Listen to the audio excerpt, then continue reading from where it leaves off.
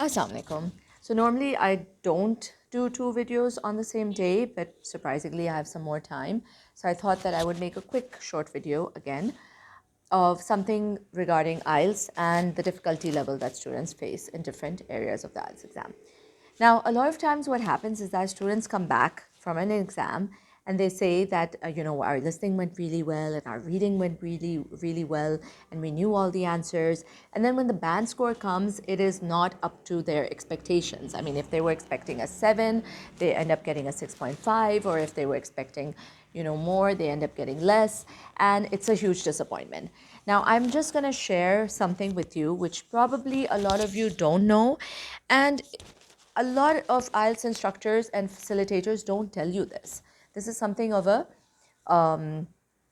hidden secret. Let's put it that way. Actually, it isn't a hidden secret. It's just because you don't know. Okay, here goes.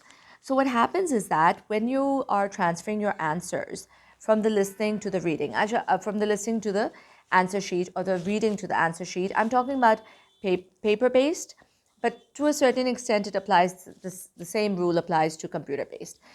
So when you're transferring your answers from, to the listening question paper to the answer sheet, you need to be sure that if it's a proper noun, the first letter has to be in a capital, alphabet, because names are written that way. Like my name is Ayesha Adil. So the A of Ayesha and the A of Adil is going to be capitalized because this is a proper noun.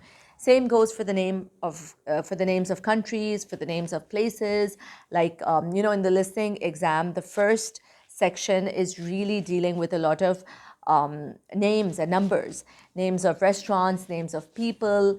And what people generally do is they'll just write Mary Jane, or they just write Paul Rudd for the sake of a name.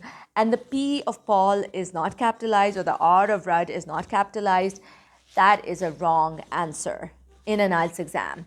You will not get a mark for Paul Rudd written with a small p and the R written with a small r, because Paul Rudd is a proper noun. The name of a man is a proper noun. The name of a country is a proper noun. Same goes for restaurants, same goes for hotels, same goes for names of streets, names of buildings. Now, a lot of people didn't know this. They write it just like that. So common nouns can be, with the small lettering, but a proper noun should have the first letter capitalized, and if it's a name, the last letter of, the first